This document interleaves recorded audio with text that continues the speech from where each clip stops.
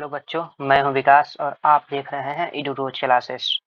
तो आज की इस वीडियो में हम लोग 10वीं कक्षा के जो अध्याय नंबर 4 है, नाखून क्यों बढ़ते हैं, इसका कुल ऑब्जेक्टिव्स करेंगे। तो आप लोग इसे अच्छे से याद करें और कॉपी लेकर के इसको लिखते रहें। तो चलिए स्टार्ट करते हैं।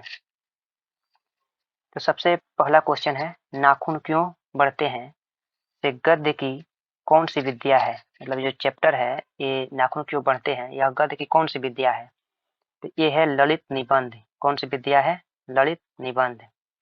अगला क्वेश्चन है, लेखक के अनुसार मनुष्य के नाखून किसके जीवंत प्रतीक है। तो लेखक के अनुसार जो नाखून है वो पाशवी वृत्ति के जीवंत प्रतीक है, मतलब पशु का। अगला है, हजारी प्रसाद द्विवेदी का जन्म कब हुआ था।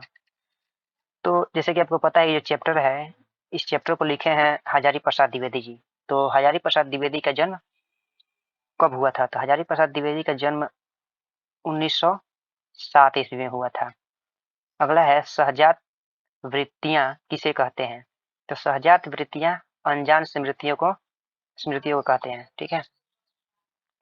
अगला क्वेश्चन है, पुराण का मोह सब समय वांछनीय ही नहीं होता, किस लेखक की पंक्ति है। तो ये जो पंक्ति है ये किस लेखक की पंक्ति है। तो ये भी है हजारी प्रसाद द्विवेदी जी का पंक्ति। अगला क्वेश्चन है, हिरोशिमा कहाँ अवस्थित है। तो जैसे कि आपको पता है हिरोशिमा जापान में अवस्थित है। अगला क्वेश्चन है, अनामदास का पोथा साहित्य की किस विद्या की रचना है। तो ये जो है ये उपन्यास है। क्या है? उपन्यास है। अगला क्वेश्चन है, महाभारत क्या है। तो महाभारत एक पुराण है। ठीक है। कौन नाखून को जिलाया जा रहा है। एक अगला क्वेश्चन है 9 नंबर कि कौन नाखून को जिलाए जा रहा है। तो जो प्रकृत है वो नाखून को जिलाया जा रहा है। अगला क्वेश्चन है, उत्स का अर्थ है। उत्स का क्या अर्थ है। तो उत्स का अर्थ होता है पशु। ठीक है। अगला क्वेश्चन है, कौन मनुष्य के आदर्श नहीं बन सकती। तो जो बंदरिया है वह मनुष्य की आदर्श नहीं बन सकती। अगला क्वेश्चन है, शिक्षक का अर्थ होता है। तो इनमें से शिक्षक का अर्थ मोम होता है। क्या होता है? मोम होता है। अगला क्वेश्चन है, मनुष्य को सुखी बनाने हेतु भौतिक संसाधनों की बात करने की सलाह कौन लोग देते हैं। तो नेता हो जाएगा, इसमें नेता लोग देते हैं। अगला है, नाखून क्यों बढ़ते हैं निबंध में निबंधकार का कौन सा दृष्टिकोण प्रकट होता है। तो इसमें लेखक का जो मानववादी विचार है यही प्रकट होता है। ठीक है। आचार्य हजारी प्रसाद द्विवेदी ने साहित्य की किस विद्या में लेखन नहीं की है। तो उन्होंने कहानी नहीं लिखा है। ठीक है। अगला क्वेश्चन है, इनमें कौन सी रचना निबंध संग्रह है। ठीक है। तो इसका जो प्राचीन भारत के कलात्मक विनोद है यह निबंध संग्रह है। ठीक है। अगला है, यहाँ पे होना चाहिए द्विवेदी जी। द्विवेदी जी को आलोक पर्व पर कौन सा पुरस्कार मिला। तो द्विवेदी जी को आलोक पर्व पर साहित्य अकादमी पुरस्कार मिला। अगला है, कालिदास की ललित योजना किनकी रचना है। तो ये भी है हजारी प्रसाद द्विवेदी जी का रचना। अगला क्वेश्चन है, मनुष्य का नाखून का जरूरत कब थी। तो मनुष्य जब जंगली जीवन में जी रहा था तब उसे नाखून की जरूरत थी। ठीक है। असुरों के पास क्या नहीं थे। अगला क्वेश्चन है, असुरों के पास क्या नहीं थे। तो असुरों के पास लोहे के अस्त्र नहीं थे। ठीक है। अगला है, दंतावलंबी का अर्थ क्या होता है। दंतावलंबी का अर्थ होता है दांत का सहारा लेकर जीने वाला। ठीक है। अगला है, नखधर मनुष्य किस पर भरोसा करके आगे की ओर चल पड़ा है। ठीक है।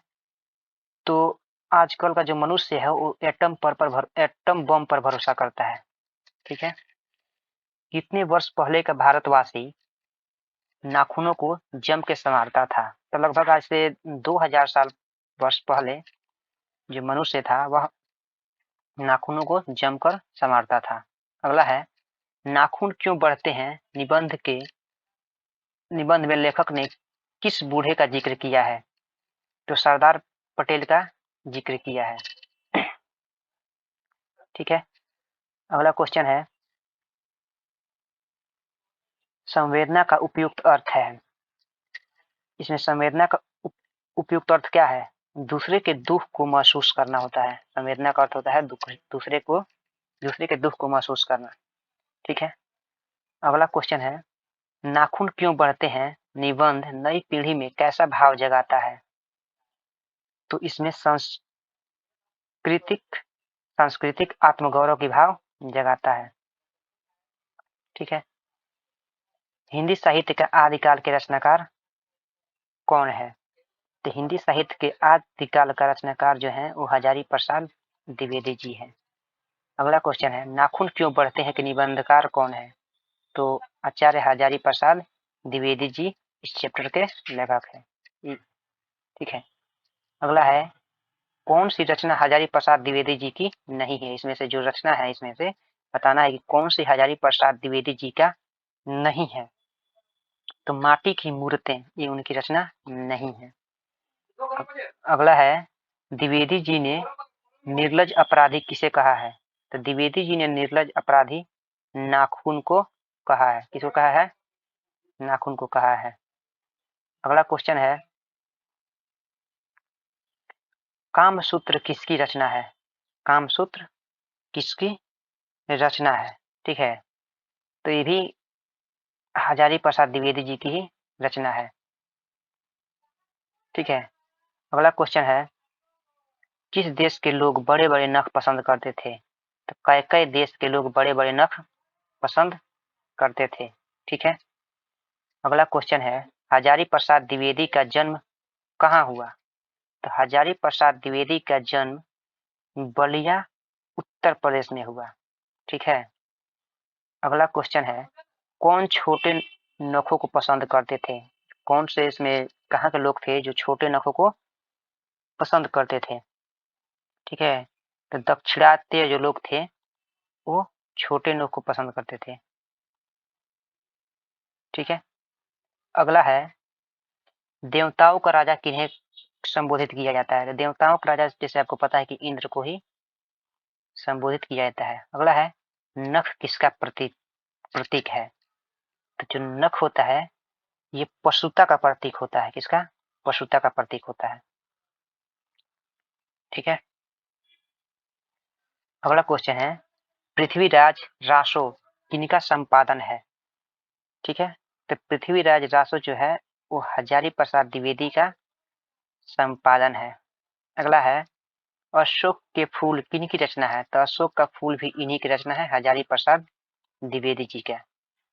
अगला है, देश की आजादी के लिए हजारी प्रसाद द्विवेदी ने अपने निकट शब्द को उपयुक्त बनाया है। ठीक है, तो इसमें जो स्वाधीनता है इसको उपयुक्त बनाया है उन्होंने। अगला है, हजारी प्रसाद द्विवेदी की मृत्यु कब और कहाँ हुई थी? तो हजारी प्रसाद द्विवेदी की मृत्यु 1979 में दिल्ली में हुई थी। अगला क्वेश्चन है, देवेंद्र को मानवेंद्र से क्यों सहयोग लेना पड़ा? देवेंद्र को मानवेंद्र से क्यों सहयोग लेना पड़ा? तो लोहे के अस्त्र शस्त्र के कारण। अगला है, गौतम ने कहा था कि मनुष्य की मनुष्यता है। तो मनुष्य की मनुष्यता क्या है? सभी के सुख दुख में या दुख सुख में सहानुभूति के साथ देखना। ठीक है, तो आप लोग का आज का इस पाठ 4 का जो जितने भी ऑब्जेक्टिव्स है वो सब हो गया और आप लोग इसे कॉपी में लिख लीजिए। बाकी आगे ही इस वीडियो से बने रहिए और चैनल को सब्सक्राइब कर लीजिए और बेल आइकन को प्रेस कर लीजिए ताकि आपको वीडियो टाइम टू टाइम मिलता रहे।